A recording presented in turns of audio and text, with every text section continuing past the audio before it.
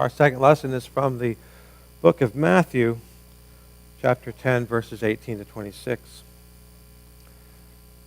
You will be brought before governors and kings for my sake, as a testimony to them and to the Gentiles. But when they deliver you up, do not worry about what you should speak, for it will be given you in that hour what you should speak. For it is not you who speaks, but the Spirit of your Father who speaks in you.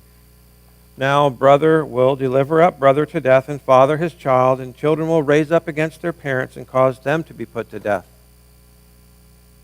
You will be hated for my name's sake, but those who endure to the end will be saved. When they persecute you in the city, flee to another.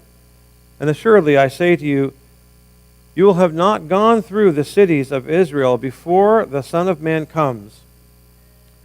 A disciple is not above his teacher, nor a servant above his master. It is enough for a disciple that he be like his teacher, and a servant like his master. If they have called the master of the house Beelzebub, how much more will they call those of his household? Therefore do not fear them, for there is nothing covered that will not be revealed, nothing hidden that shall not be known. Whatever I tell you in the dark, you speak that in the light, and what you hear in the ear, preach upon the housetops.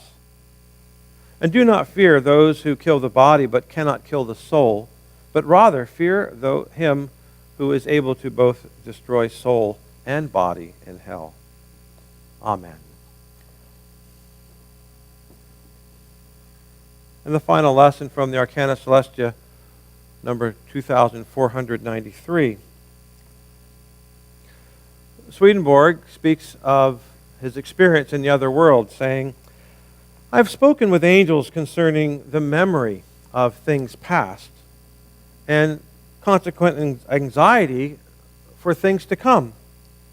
And I have been instructed that the more interior and perfect the angels are, the less do they care about the things of the past.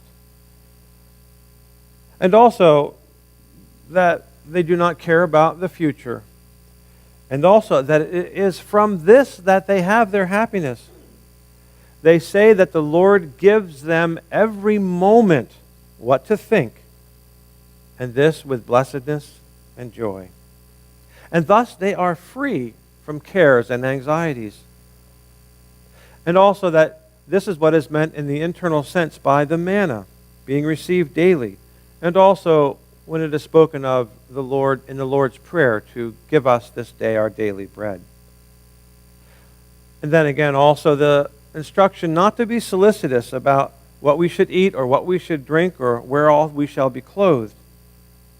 But although the angels do not care for past things and are not solicitous about things to come, they nevertheless have a most perfect recollection of the past and a most perfect view of things to come, because in all their present are both the past and the future. Thus they have a more perfect memory than can ever be thought of or expressed in human language. Amen. By the word of the Lord were the heavens made, and all the host of them by the breath of his mouth.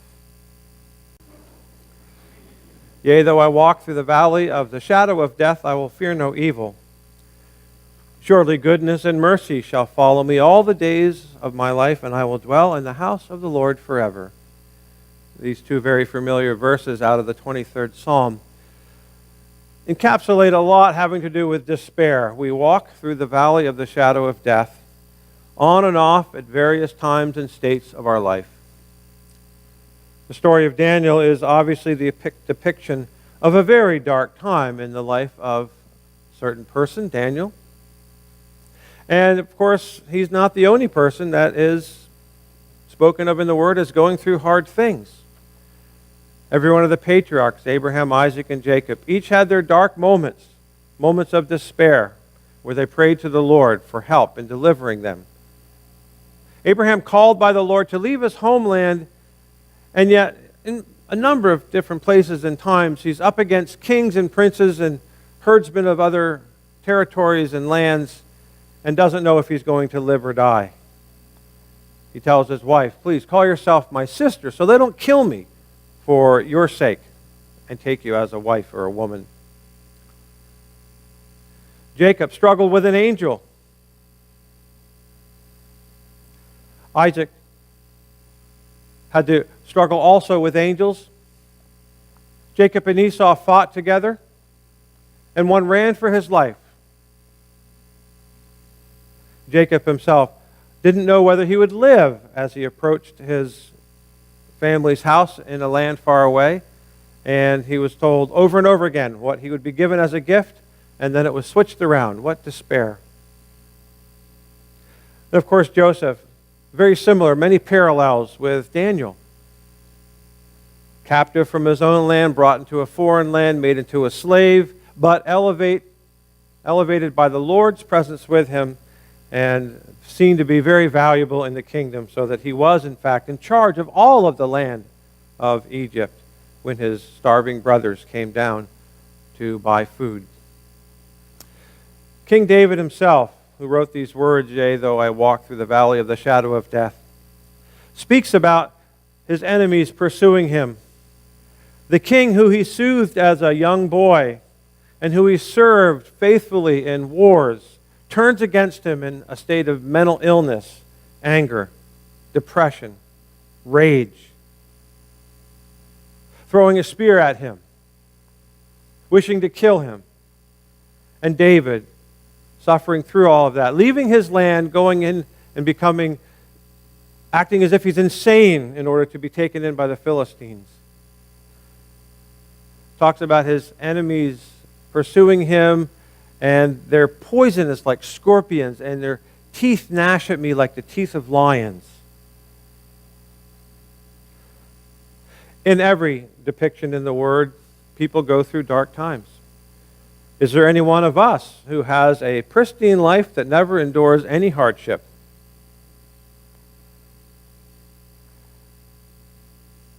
Suffering is not the Lord's magic key to bring us heaven. He doesn't want us to suffer. He doesn't send us punishments and misfortunes in order to teach us lessons. Not the way we might think. But the Lord cannot relieve us of being human, making choices, inheriting a human inclination towards evils of every kind, we're told. He cannot relieve us of these things without us having to go through struggle and temptation and hardship. The biggest fight is for the Lord to lead us in ways that allow us to see and have broken within us our own egotistical or parochial states. The more we want to lead ourselves and be in charge of everything and have control, the more we're setting ourselves up for suffering, because the way to heaven is only gained by letting go of that desire to be in control. Struggle is natural, and hitting the depths of despair is part of life. So it's unavoidable that we will go through dark times, and if we are doing so for the sake of following the Lord, then the Lord is ever present with us. There is a passage in the Arcana Celestia 905 that I'd like to read through. Again, we're following, this is the last in the series of group meetings and chapters in the book Love Over Ego. And the presence of the Lord that brings us protection. The presence of the Lord is His gift of freedom. The Lord's always present in freedom, and never is the Lord present in controlling or domineering. The Lord's presence brings freedom, we read. The one follows the other. The more the Lord is present, the more free a person is. The more the Lord is present, the more free we are. This is how the Lord influences us through angels. On the other hand, the influence of hell through evil spirits brings with it a force and an impulsion to dominate. Evil spirits have nothing but an intention to subjugate us to the point of making us nothing and themselves everything. And when they are everything to us, we seem to be one of them, though we are scarcely one of them. In their eyes, we are a veritable nobody. Consequently, when the Lord is freeing us from their yoke and dominion, conflict arises. But once we have been set free, that is, once we are regenerating, we are led by the Lord by means of angels so gently that this yoke of dominion does not exist at all. For we are being led by what is joyful and pleasing. We are being loved, and we are being shown respect. This is what the Lord teaches in Matthew: my yoke is easy and my burden is light. One of the beautiful teachings found throughout the passages of the word of the Lord in his second coming, the writings of the new church, has to do with the way evil spirits influence us. We're given a lot of knowledge. Perhaps we're given a lot less than the devils themselves. Devils themselves know in ways that can't be explained to human beings on earth. They know in ways that we can't fathom how to take control of our minds, capture our spirits, rule and dominate over us. The ability for those in the spiritual world to see affections and understand false ideas that we hold is hard to explain. Over and over again, we're told, but these secrets of the other world cannot be comprehended. Evil spirits, it says in number 1820 of the Arcana Celestia, work in nefarious ways. Scarcely 1/10 of 1/100th can be understood by people. We really can't see how the Lord's operating within us to lead and protect and guide us, nor can we see how evil spirits are doing so. So we're told over and over again, given books called Heaven and Hell, to tell us that we're being under the influence of evil spirits as well as angels. And they are leading us by knowing what we believe, knowing how we feel, seeing the things that we've done wrong, accusing us of doing those things wrong, making us feel as if we're the ones who genuinely want that, not them, and then accusing us and shaming us for having wanted those things, even though it comes from their influence with us. Beautiful teaching in the work Divine Providence states that if people would believe, as is the case, that all good comes from the Lord and all evil comes from hell, they would not own it or take it upon themselves to own those two things. But because we're given the gift of, as if of ourselves, the gift of feeling the things that come into us and believing they are ours and they originate in us, because we're given that gift that life is our own and not a gift from God, because we have that feeling, that perception that we are the source of our own life, we are the source of our own thoughts, we're the source of our own affections, we're in control of our kingdom, of what we see and hear. Because we have that feeling as if life is our own, it's very hard for us to believe that in fact it is not. And that if we would believe, as is the case, that everything good flows in, we would never take any credit away from the Lord. And if we knew that all evil is coming from hell, we would never condemn ourselves or curse ourselves or blame ourselves for having bad thoughts or bad feelings. Even having acted them out, we'll be able to forgive ourselves knowing that we, like everybody else in the human race, is under the influence of the evils that come from hell. And we pray, as in the story of Daniel, that we be under the influence of all the things that come in from the Lord through angels of heaven. When those two meet, the things of God and the angels from heaven and the things of hell, there is a conflict that arises in us, and it seems like we're the source of the conflict as well as the source of the good or the evil that flow in. Don't believe everything that happens inside your head. Don't believe everything that you think. Don't believe all the words that come to you to accuse you of being evil or to show you how proud you are that you have thought something good. Don't believe all those things that you hear inside your head. In fact, evil spirits love to use your own voice inside your own head to convince you of things that they want you to believe you created. And this is put in various ways. This is explained to us numerous times, over and over again. In the story of Noah and the ark, we're told in the internal sense in the Arcana Celestia, the secrets of heaven, we're told that God spoke to Noah. These words mean the Lord speaking to us. Listen to what we're told about the Lord speaking to us. These words signify the presence of the Lord with a person. The Lord speaks to everyone. The Lord speaks to everyone. For whatever a person wills and thinks that is good and true is from the Lord. The Lord speaks to everyone, every one of you, every one of us. Whenever we have a true thought, Hear, O Israel, the Lord our God is one God. That's the Lord speaking to you, even though you hear it in your own voice. The Lord's speaking to you. When you hear yourself saying to yourself, the Lord really loves me, even if I'm feeling bad, or even if I've done something wrong. The Lord's speaking to you. Every time you have a true thought or a good affection, that's the Lord in you.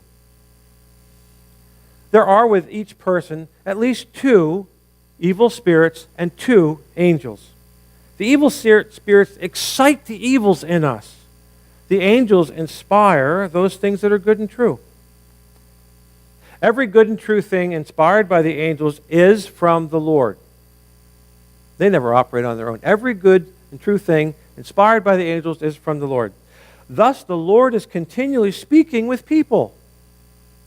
We all have at least 2 angels with us, receiving from the Lord good and truth, influencing us. That's the Lord speaking to you.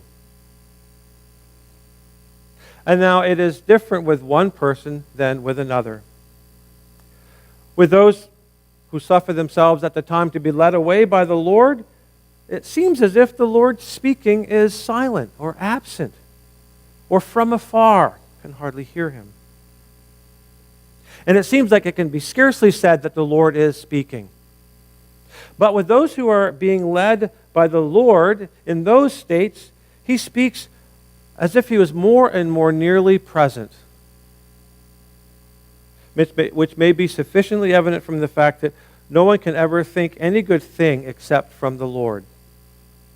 When we're in times of darkness and despair, it's hard to feel like the Lord is very present, but we're told in another passage in the teachings of the new church that it is while people are slipping, as it were, on a sliding slope downward in despair and temptation and struggle, that the Lord is most nearly present and preserving the person. And you think, well, if the Lord's there taking care of me, why do I have to slide downward? To break our proprium, to break our sense of sufficiency, self-sufficiency about what we own and what we know and what we did and what we're going to do and what we think and how great we are. That has to be broken in us. And you don't have to have that broken in you. We can go around being proud and arrogant and vain all we want. But the more we desire to become into the presence of the Lord, the more we're going to recognize those aren't good things. Those aren't really divine or heavenly things. And we're going to want those things to go away. We're going to want to become better people. So the Lord allows us to suffer through having to let go and have those states of ego broken. And it says while we're on the slippery slope of thinking, we're never going to be able to be brought into heaven. We're just too rotten.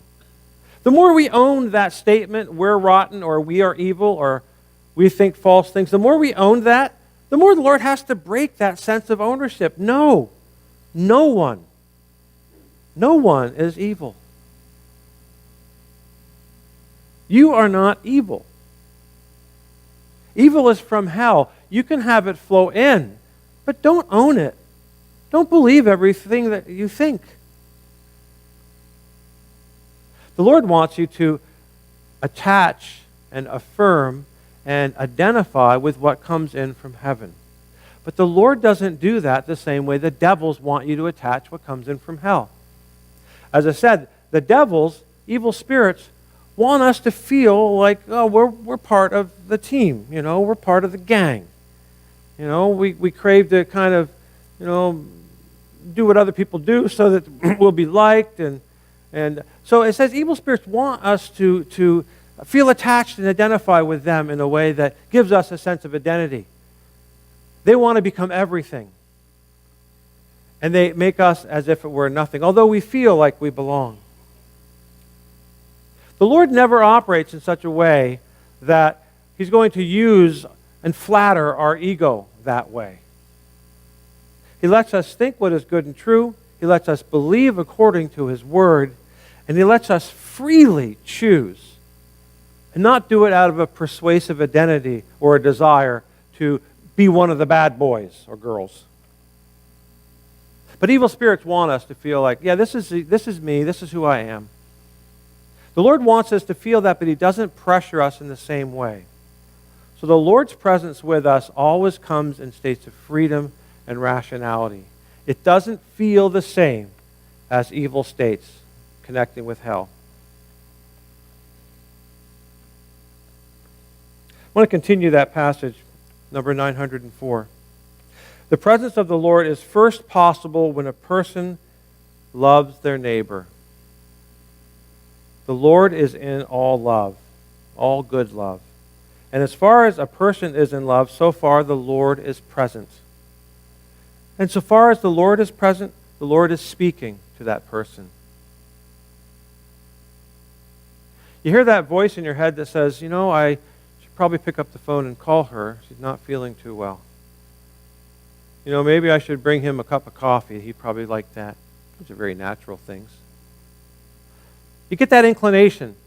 The Lord's speaking to us by means of those little inclinations to do what's right and what's good. A lot of times we ignore it, think we'll get to it later. And the Lord might not repeat it to us over and over again the way our mom used to. But the Lord may repeat it to us. The Lord has already implanted in you, in us, everything He needs to bring us to heaven. And He's going to continue to implant what we call remains throughout our life. All those things are already there, and the Lord's speaking by connecting with those good things in you and bringing a thought up or bringing a feeling up to love your neighbor somehow, to do something good to someone else, to serve someone. The greatest service we're told we do is the offices, the employments, the jobs that we have in society that serve our neighbor. So when we get that pang of conscience to behave ethically in our jobs, that's the Lord speaking to us.